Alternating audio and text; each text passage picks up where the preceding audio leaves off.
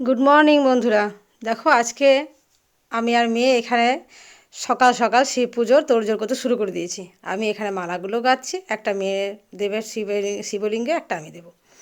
এখানে আকন্দ ফুল অনেকগুলো পেয়েছি, শ্বেত আকন্দ, তো দুটো মালায় আমার এখানে গাঁথা হয়ে গেছে। আর চলো চটপট এবার পুজোর সব আয়োজন করবো। মেয়ে অবশ্যই হেল্প করছে, এসে এখানেও দুধ ঘি সব কিছু নিয়েছি। আমি একটা বড় কাঁসার থালা নিয়েছি, থালার মধ্যে সব কিছু শিবলিঙ্গটা বসিয়ে পুজোটা করবো বেশ সুন্দর করে।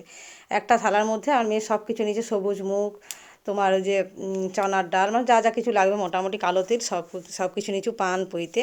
তো আমি শিবলিঙ্গটা আজকে আর সিংহাসনে পুজো করব না, যে থালাটা নিয়েছি সে থালার মধ্যে বসিয়ে এটা পুজো করব। তো পরিষ্কার পরিচ্ছন্ন করে আমি এখন শিবলিঙ্গটা আর তার যে বাটির যে আধারটা সেটা আমি ধুয়ে নিলাম। আর এখানে নন্দী মহারাজকেও সুন্দর করে স্নান করিয়ে আমি এখন শিবলিঙ্গের সামনে বসিয়ে দিয়েছি। এবার আমি এখানে করব পুজোটা। প্রথমে আমি ঘি মাখিয়ে দিলাম। আমার যদি একটু পুজো দিয়ে কিছু ভুল ত্রুটি হয় অবশ্যই কমেন্ট করে জানিও তোমরা। আমি আমার মতন করে করেছি। এখানে ঘি মধু সব কিছু শিবলিঙ্গে লাগিয়ে দিলাম ভালোভাবে। আর আমার পরে আমার মেয়েও পুজো করবে।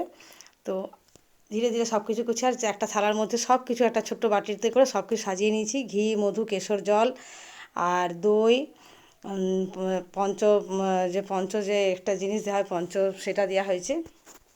তোমার চিনি আছে, মধু আছে, ওর মধ্যে দুধ দই সব কিছু দেওয়া আছে।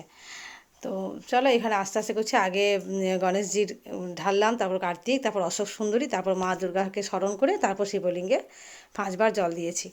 তো জানি না তোমরা কীভাবে করো, অবশ্যই কমেন্ট করে জানাবে। এখানে সমস্ত উপাচার যা যা কিছু আমার কাছে ছিল সব কিছু আমি এখানে এক এক করে পালন করছি। আর যত উপকরণ ছিল সব কিছু একে একে করে শিবলিঙ্গের মাথায় দিলাম। আর নন্দী মহারাজকেও সে সাথে দিয়ে দিয়েছি। এখানে তোমার আতপ চাল দিচ্ছি, কালো তিল, চিনি সব কিছু রাখা আছে, চনার ডাল, যা যা কিছু নিয়েছিলাম, সবুজ মুগ, কালো বিড়ি সব কিছু দিয়ে এখানে এক এক করে অভিষেক করলাম। আর গোলাপ ফুল দিয়েছি। গোলাপ ফুলটা আমি রেগুলার ব্যবহার করি, শিব পুজোতে একটা করে দেওয়ার চেষ্টা করি। যদি না পাই সেটা আলাদা ব্যাপার, কিন্তু যেদিন পাই অবশ্যই দিই।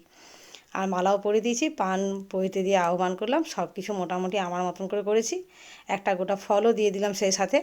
তো যদি ভুল হয়ে থাকে বারবার করে বলছি, অবশ্যই কমেন্ট করে জানাবে। আমি হয়তো আমার সবটা জানি না, হয়তো ভুল হতেও পারে। তো নিজের মতন করে শিব পুজো করা যায়। অন্যান্য পুজো তুমি যেভাবেই করো না কেন, শিব পুজোটা নিজের মতন করা যায়। আর সরস্বতী পুজো, এটাও, এই দুটো পুজো নিজেদের মতন করে নেওয়া যায়। তো এখানে আরতি সেরে নিলাম। কীরকম হয়েছে অবশ্যই কমেন্ট করে জানাবে।